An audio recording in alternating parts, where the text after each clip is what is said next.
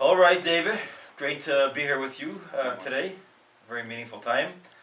Yes. You know, there's a story about Reb Hillel Parcher, one of the great Chassidim, lived in the early 1800s. That he had heard a lot about the founder of Chabad, the Alter Rebbe, and he wanted to meet him and find out, is this a man worth following? Is this somebody I should follow? And every time he came to the town where the Alter Rebbe was, by the time he got there, the Alter Rebbe left. Never got to meet him. Finally, he had a plan. He's going to go and find out where he's staying. He's going to go to the hotel room where the Alter Rebbe will be sleeping. He'll hide under the bed or under some furniture. And then he'll prepare a difficult challenge question in the Talmud. He actually chose a Talmud of Erchin, where it discusses the value of each person, if you're giving the value of a person to a temple. And he just prepared it. Sure enough, he comes to the place, he hides under the bed. And as the Alter Rebbe walks into the room, the Alter Rebbe stops and says, when a young man has a question in the tractate of Erchin, let him first assess himself before he assesses anybody else. When Rebbe Hillel heard this, he fainted. And by the time he woke up, the Alter Rebbe was gone and he never met him. But from that line that he heard lying under the bed, his life was transformed, and he became a Chassid. Eventually became a Chassid of the Rebbe's of Chabad, and himself the author of very profound works. So the reason I find this story so important today is because so many people never met the Rebbe, but they heard his teachings, whether a recording, whether in a book, whether in a document or a class. And I think this is a way we can connect. If Rabbi Hillel Parcher heard the Rebbe's voice once and it changed his life, we who have a chance to study his books and his teachings and his writings and watch videos of Farbrengens, if we allow it, surely it can affect us. So that's one of the reasons that I enjoy so much time learning with you and with other people the Rebbe's talks, because this is a way really to connect and hear or be inspired by the Rebbe's words. Well, I'm somebody who's never met the Rebbe, and I myself have been inspired by those talks through you and other rabbis. And, you know, one of the things that is very meaningful to me is the different approach to Judaism that the Rebbe has brought and really has brought into my life, and with an emphasis really on joy and positivity in Judaism. When I was growing up and grew up in a less religious household, the approach to Judaism didn't have that element of joy. It seemed almost to be a chore, a very demanding thing of somebody, and not something that would have a positive outcome. And, you know, really, you know, beyond the joy which makes you want to do more in terms of Judaism and study, etc., it really influences your daily life and how you're going to approach life. And the many sichos of the Rebbe really help provide that extra spark on a daily basis. That's such a phenomenal point, because I was reading just recently one of the works of Rabbi Yoel Kahn, one of the great Hasidic thinkers today, and he was sharing that to connect to a Rebbe requires two things. One is following his instructions, whether it's going to put tefillin on people and following the instructions and guidance that he gives, whether it's going to move to another city and become a rabbi or teacher somewhere. But the other part is to start studying and learning the works and teachings of the Rebbe. And he explains the reason for this is it helps you start thinking like the Rebbe. What does that mean? Like exactly what you said.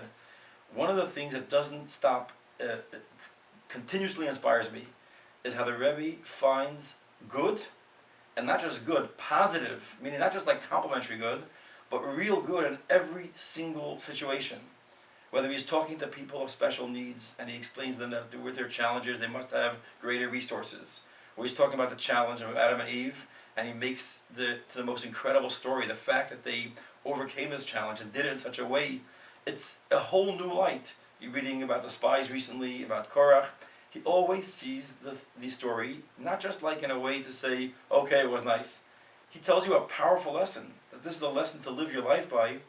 And to me, that's always been something incredible. The Rebbe takes every situation and shows you this, the book that came out recently, the Positivity Bias. It gives you a phenomenal perspective, and like you said, it changes the way you see things. And I can give you a practical example. As you know, you were there at my son's bar mitzvah last Shabbos. Yep. And with everything that's going on with the COVID and the pandemic, it was not the bar mitzvah that we had planned. And when last Shabbos we were holding a service out in the tent, and my son was doing his Haftorah and it started to rain. And he didn't let it bother him that it was starting to rain. And he decided he was just going to chant his Haftorah louder. And then he started his speech after the Haftorah was done, and a thunderstorm came in. And again, Yeah. He was not going to be flustered, and he just said, you know what, I am going to scream in my speech so that everybody can hear what I have to say on my bar mitzvah. And I was just never more proud of my son at that moment, and I never would have gotten to experience if it wasn't for all of these seemingly negative things happening. I would have never gotten the chance to have that experience, having my son scream his Haftorah and show how proud he was to show everybody his ability to read the Haftorah and to get out the words of his speech. It was amazing to watch the energy. There was not a lot of people there, but the way he was screaming to overcome, or going so loud to overcome the noise of the rain, or just the rain against the tent, it was a sight that was almost a shame it wasn't caught on camera, because it was really something special. He had a smile when he was doing it. It wasn't like upset. You'd think a lot of kids would be upset. He had a smile when he was going louder and louder. Yeah, it was a tremendous experience, and it goes to show you that if you have the right attitude and you look at things in a positive way, that they'll be positive. Yeah, and this is, by the way, one of the things that I have found, that the effect on myself learning the Rebbe's talks. And the Rebbe's talks seem to have a very, like the Sichas, have a style. I remember Dr. Shamoy started our Shabbos morning class. It started just me and him, myself and him would study a Sicha, and now we have a nice class. It's going for more than 23, 24 years. He was once describing to somebody, he said, what is the Rebbe's class? He was saying why he enjoys so much learning the Sicha. He says, the Rebbe asks a question, and to answer that question, he asks another question. And then he gives you a whole new perspective on the subject. And not only answers the new question, but through that, the first question goes away, and you see the whole subject in a different light. This is a phenomenal way, and I think one of the things you were telling me earlier, how the Rebbe then took these ideas and made it practical. Yeah, I mean, they're generally, from my perspective, there are two types of sichas. Some are technical sichas. Why did Rashi do this instead of this? And they are very interesting and intellectual on their own merit. But the ones that I thoroughly enjoy are the ones where the Rebbe explains a situation, and going through the story, I can find something practical that has a direct effect on my life. And it always seems to have a practical a lesson and instruction.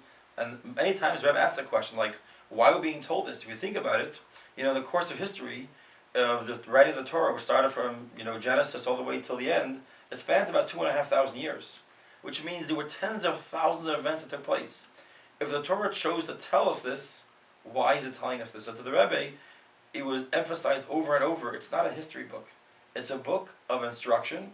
And why do we have to know? And then when you see what happened and you see the challenge they went through, you suddenly realize this thing applies to us. Well, it happens over and over. It's like the world, is constantly being created, and the ideas and the stories that are in the Torah have an applicability to the general populace over and over again. And it's shocking to me how many times we'll go over a sikha it will have a direct implication on something that either just happened to me or then later happens to me within a very short time. Yeah, and oftentimes amazing. also it becomes a practical way to deal with current events. A lot of times you learn a sikha, like just the last couple of weeks about the Korach and the spies, and the lessons that we see from this are so practical, especially living at a time today when there's so easy to get distracted and carried away and panicked by things that are going on, and there are challenges going on. The Rebbe doesn't say there aren't challenges. He just tells you how to respond to them is up to us, and it's a phenomenal perspective. What's interesting is this is all in the realm of the sichas. We've had a chance to do quite a few times a mimer. A mimer is like a whole different type of learning. It's like I'm not sure how to describe the difference more than one is like explaining a question and answer in a study, and one is an insight into the spiritual realms. It's an insight, there's something much deeper, more profound going on. Understanding our inner self, our soul, our body, the neshama. I always find the mimer much more of a challenge to study, but once I get to understand it, it's eye-opening. It's like phenomenal. Yeah, I mean, it really, which is one of the goals of Judaism. I mean, it really helps to allow you to elevate the world and transform the world. And this knowledge really gives you the tools to accomplish that. Yeah, and think of Gimel Tammuz, the Rebbe's yahrtzeit. It's a time to reflect. A lot of people, as you said in the beginning, never met the Rebbe, but I meet a lot of times young yeshiva students who know the Rebbe much more than I do, and who the knowledge of the Rebbe's talks and the history and the life, and we can be connected and inspired by the Rebbe's words today as much as before. It doesn't mean it's not a difficult time, but the opportunity to study the sichas and to connect is a gift that it's unbelievable. And the Rebbe's teaching style was, called for really an active participation. And, sometimes Judaism can be thought of in a more passive way, that I'm Jewish, but, I don't have to go out and do things myself. And Chassidus and the Rebbe really brought upon more of, at least in modern times here, a need for you to actively participate, not in just being a Jew, but in the world and making the world a better place. And what's amazing always is the Rebbe's sikha oftentimes finishes, and what's the lesson in action? What do we got to do now? And like we discussed earlier, there was never an assessment or a judgment on somebody and how much you're doing and how religious you were. It was that you were doing something and today trying to do more than yesterday. It's a phenomenal perspective the Rebbe took, is never looking at a person that you're not doing, as much as someone else, or why aren't you as religious as it was your journey. And the Rebbe's ability to see the quality of each person's journey and understand the challenge of that person. It's, there's numerous stories of people that were going through challenges, and the Rebbe, there's a story the Rebbe said to somebody going, I envy you with your challenge. Meaning, you're going through a challenge that other people don't have. That means your story has much more of a life and a much more of a growth and a much more of a deep, reaching deeper into yourself. It's like Solomon and his bar mitzvah. If not for that rain, he never would have tapped into that part of himself. Right. It was because of the challenge that he got a chance to express the resilient nature that he had, which you've seen many times through his own childhood. But we got to see that resilience come out in a practical way. Nothing was going to stop him today. No. Yeah, exactly. And it's really remarkable because, the children really don't necessarily, if they grow up in a situation that they're not very religious, such as I did, and you go to certain temples, etc., everybody expects you to be on a very specific level. And one of the beauties of the way that the Rebbe treated people was he looked at everybody as an individual Jew with individual challenges. And just the ability to not judge the person based on what he knows or what he doesn't know about Judaism, and understand that everybody has their own set of challenges, really makes it unique and appealing. And it's really an incredible thing.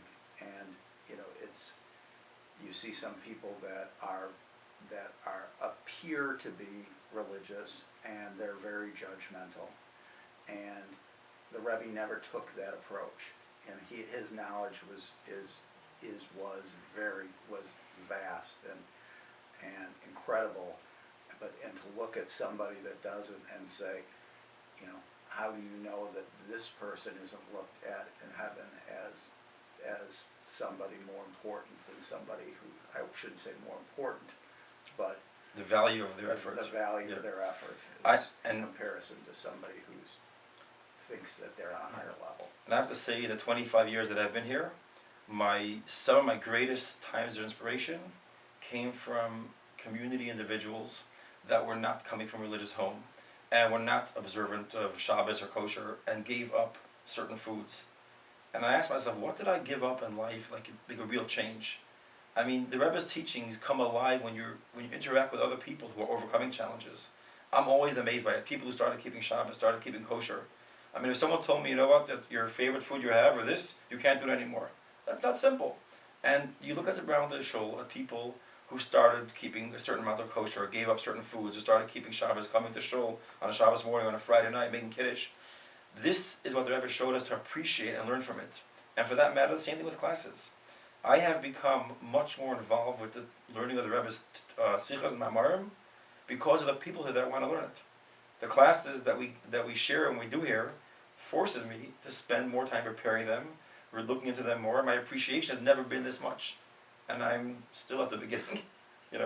So we're very fortunate on this day to connect and take the opportunity to learn. And today, the Rebbe's teachings are in so many languages and so many levels of study. I know a lot of people in our shul are doing the cycle of learning the project called the Sichas, and it's amazing the different levels there are. And then in our shul we try and have a class each week that covers both.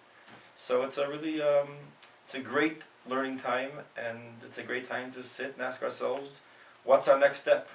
Now that we've been studying this, what now? Are we going to increase this and do that? So, well, thank you, David, for sitting down with me to talk about this. And you want to say something?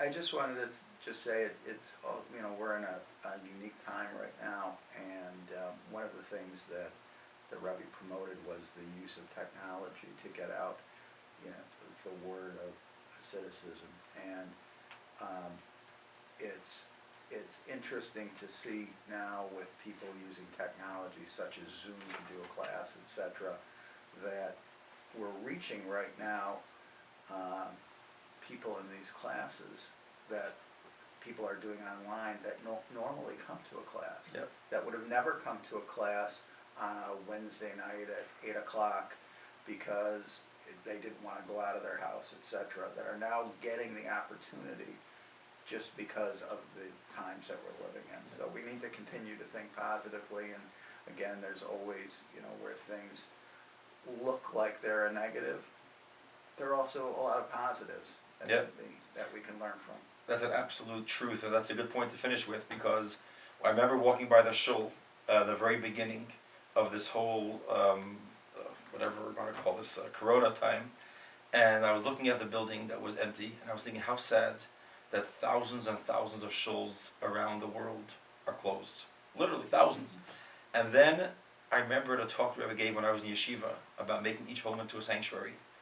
And I thought, what an opportunity, how the Rebbe would tell us to take your home, instead of, we're having now just thousands of shuls, we're having hundreds of thousands of shuls. All the homes, I remember the first Shabbos saying Tillim, after Corona, Shabbos of Varchim, saying Tillim, walking around every room in my house saying Tillim. And this is again, the Rebbe taught us, take every opportunity and use it to bring down spirituality in every place. Now, Every home a sanctuary. Every home can be made into a place where you daven. And I think more people bake bread and bake challah for Shabbos in the last 3 months